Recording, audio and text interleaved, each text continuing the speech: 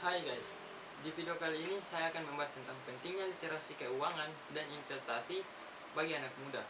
Literasi keuangan sangat penting agar kita memiliki kesadaran tentang cara pengelolaan keuangan yang baik. Dengan literasi keuangan yang baik, kita bisa mengatur atau mempersiapkan keuangan kita agar bisa mencapai kemandirian atau bebas finansial. Salah satu contoh ketika kita tidak tahu cara mengatur keuangan yang baik adalah kita selalu merasa tidak punya uang. Kenapa demikian? Karena ketika kita memiliki uang, maka uang itu akan habis seketika tanpa ada yang tersisa, di mana disebabkan karena kita tidak tahu cara mengelola keuangan dengan baik. Kemudian investasi. Investasi merupakan sebuah aktivitas di mana kita menyimpan uang kita atau aset kita pada periode tertentu dengan harapan uang yang kita simpan tersebut akan menimbulkan keuntungan atau nilainya akan bertambah. Atau bisa dibilang investasi itu merupakan suatu cara dalam mengembangkan uang atau harta yang kita miliki saat ini. Mengapa anak muda harus berinvestasi? Karena pertama, investasi bisa melindungi diri kita dari inflasi. Inflasi merupakan sebuah hal yang pasti terjadi bagi setiap negara. Inflasi ini memiliki pengaruh yang signifikan terhadap perekonomian, terutama terhadap daya jual beli. Oleh karena itu, berinvestasi merupakan salah satu cara untuk menghindari inflasi. Kemudian, kedua, berinvestasi sejak kita muda juga bisa membuat kita menciptakan sebuah masa depan yang lebih cerah. Ketika kita berinvestasi sejak muda dan ketika kita berinvestasi saat sudah tua, hasilnya akan berbeda. Dimana ini disebabkan karena waktu mempengaruhi keuntungan yang akan kita dapatkan. Misalnya, si A berinvestasi sejak ia berumur 19 tahun. Setiap tahun ia menyisihkan uangnya sebesar 20 juta sampai ia berumur 26 tahun. Ketika dia berusia 27, 28, 29 sampai 60 tahun, ia tidak lagi menginvestasikan uangnya. Jadi, total yang ia investasikan ketika berumur 19 sampai berumur 26 tahun adalah 160 juta. Nah, keuntungan yang dia dapatkan setiap tahun sebesar 10%. Jadi, keuntungan yang dia dapatkan selama berinvestasi mulai dari umur 19 tahun sampai umur 60 tahun sebesar 10 miliar. Kemudian si B. Si B mulai berinvestasi ketika ia berumur 27 tahun. Setiap tahun ia menginvestasikan uangnya sebesar 20 juta sampai ia berumur 60 tahun. Sehingga jika ditotal, uang yang ia investasikan selama ia berumur 27 tahun sampai ia berumur 60 tahun adalah 780 juta. Uang yang ia investasikan lebih besar dibandingkan uang yang si A investasikan. Tetapi dengan persentase keuntungan yang sama yang sebesar 10% setiap tahun, untung yang ia dapatkan hanya sebesar 8,8 miliar. Yang dimana hasil yang dia dapatkan lebih kecil daripada hasil yang si A dapatkan. Yang dimana ini disebabkan karena adanya efek compounding atau bunga berbunga. Yang dimana ini menyebabkan keuntungan yang kita dapatkan akan semakin besar ketika kita semakin cepat berinvestasi. Kemudian yang ketiga, dengan berinvestasi, kita bisa merdeka dalam hal keuangan. Dengan melakukan investasi yang baik, kita bisa membawa diri kita pada kebebasan finansial. Kemudian yang keempat, dengan berinvestasi sejak muda, kita bisa melatih rasa tanggung jawab kita. Contohnya, ketika kita membeli saham perusahaan, maka kita harus siap menerima risiko yang akan terjadi jika perusahaan yang kita beli sahamnya itu mengalami kerugian. Masih banyak lagi manfaat yang bisa kita dapatkan ketika kita mulai berinvestasi sejak kita muda, selain dari 4 hal yang saya sebutkan tadi.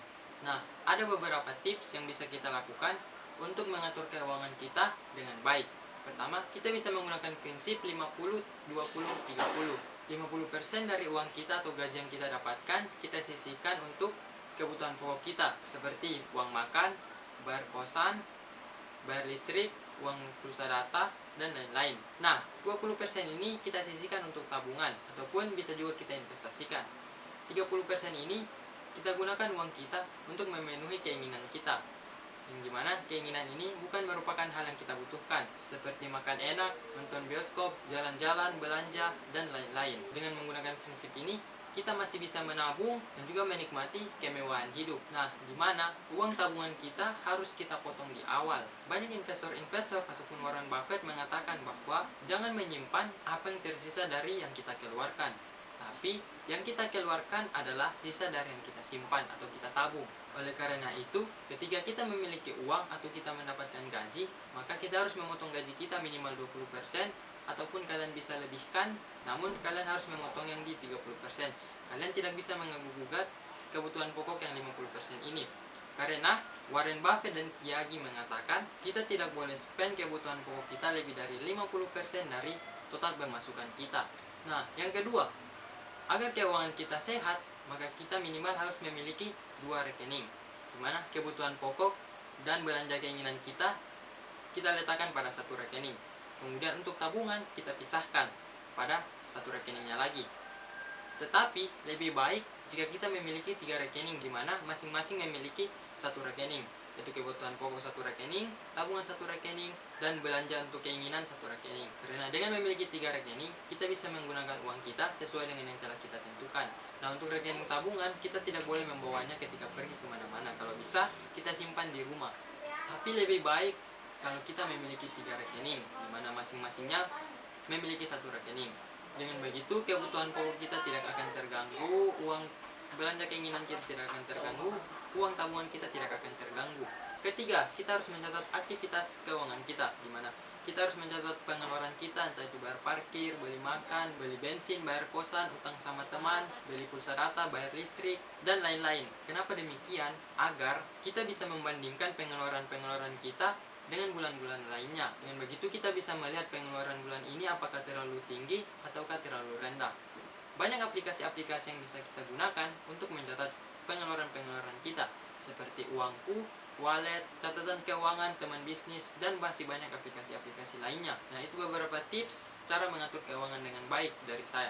Nah, bagaimana sih cara berinvestasi yang baik? Pertama, mulai dari sekarang. Sudah saya katakan pada ilustrasi sebelumnya bahwa waktu mempengaruhi tingkat keuntungan yang kita dapatkan. Kedua, pilihlah investasi yang bisa melawan inflasi. Karena salah satu tujuan dari investasi adalah agar kita bisa terhindar dari inflasi. Yang ketiga, diversifikasi investasi. Kalian harus membagi modal kalian pada berbagai aset. Misalnya, ketika kalian berinvestasi saham, maka jangan tanamkan semua modal kalian pada satu sektor perusahaan yang sama.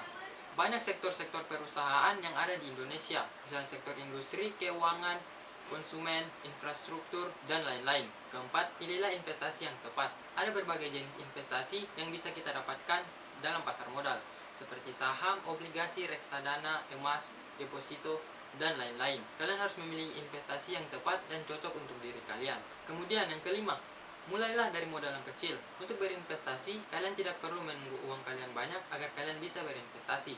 Dengan uang 100.000 pun, kalian sudah bisa memulai investasi. Banyak saham-saham perusahaan yang harganya di bawah 100.000. Kalian juga bisa memulai reksadana dengan harga 100.000. Oleh karena itu, mulailah dari modal yang kecil. Keenam, jangan terlalu sering memonitor investasi kita. Karena terlalu sering memantau hasil investasi kita, itu akan membuat kita khawatir atau takut dengan keputusan yang kita ambil. Pada dasarnya, tujuan investasi sebenarnya adalah untuk membangun aset dalam jangka yang panjang. 7. Sebelum berinvestasi, kalian harus menanamkan mindset yang benar. Kalian harus optimis, pantang menyerah, dan tidak takut untuk mengambil risiko. Karena mindset merupakan salah satu dari sekian banyak hal yang mempengaruhi kesuksesan, selain pengalaman, soft skill, network, dan lain-lain. Kemudian yang terakhir, pilihlah sekuritas investasi yang tepat. Dalam pasar modal, ada banyak jenis sekuritas yang tersedia. Misalnya, ketika kalian ingin investasi saham, kalian bisa menggunakan Ajaib Sekuritas, Indo Premier, Mirai Sekuritas, dan lain-lain. Nah, ada berbagai macam jenis investasi yang tersedia, seperti deposito atau tabungan. Risiko yang dikandung dalam deposito ini sangat rendah. Kemudian, bunga yang diterapkan juga oleh bank lebih tinggi dibandingkan dengan tabungan-tabungan yang lain. Namun, pencairan deposito yang dilakukan sebelum waktu jatuh tempo akan dikenakan penalti yang cukup besar. Kemudian yang kedua, emas. Dimana ketika kita berinvestasi emas, kita bisa dengan cepat mencairkannya menjadi uang tunai.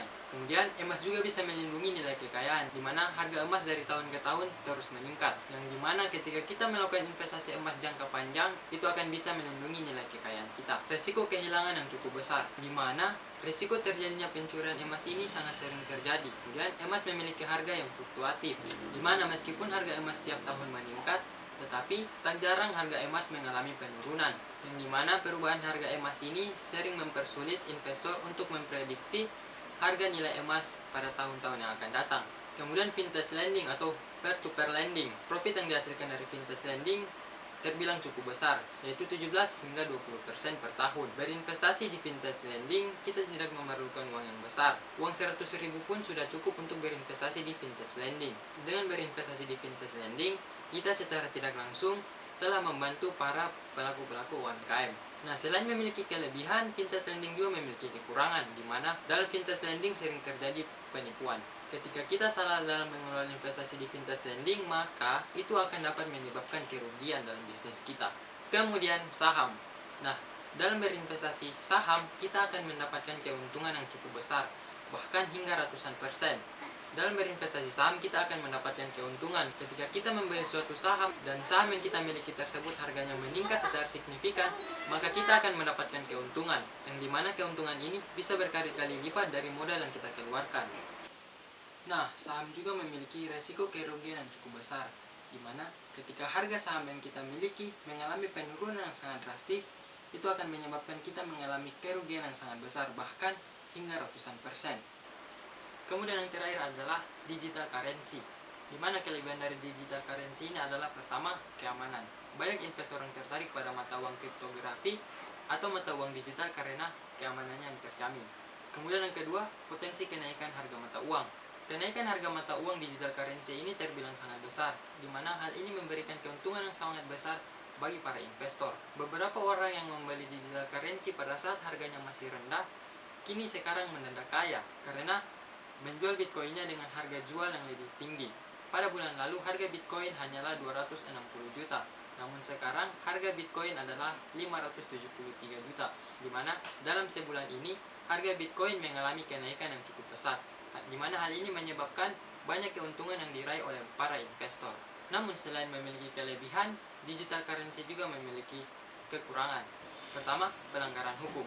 Ada beberapa negara yang melarang cryptocurrency seperti Bitcoin dan Libra untuk bertransaksi, yang dimana regulasi atau aturan ini juga berlaku di Indonesia. Kemudian, volatilitas yang tinggi. Nilai mata uang yang bisa tiba-tiba menaik dengan drastis bisa juga mengalami penurunan nilai yang bisa terjadi dalam waktu yang cepat, yang dimana ini bisa menyebabkan potensi kerugian juga bisa menjadi sangat besar, yang dimana kita tidak dapat memprediksikan nilai mata uang ini di masa depan. Oleh karena itu, potensi kerugian yang bisa kita alami juga jauh lebih besar. Dari berbagai jenis investasi yang telah saya sebutkan tadi, kalian bisa memilih investasi apa yang cocok dengan diri kalian. Untuk saya pribadi, sekarang ini saya berinvestasi saham karena saya melihat bahwa banyak orang-orang yang sukses dan bisa kaya dari investasi di pasar saham. Kemudian, investasi saham juga cukup mudah untuk dilakukan bagi kita sebagai mahasiswa. Oke guys, sekian dari saya mengenai pentingnya literasi keuangan dan investasi bagi anak muda, kemudian bagaimana cara mengelola keuangan dengan baik, serta bagaimana cara berinvestasi. Sekian dari saya, mohon maaf apabila ada kesalahan dan kekurangan dalam video ini. Wassalamualaikum warahmatullahi wabarakatuh.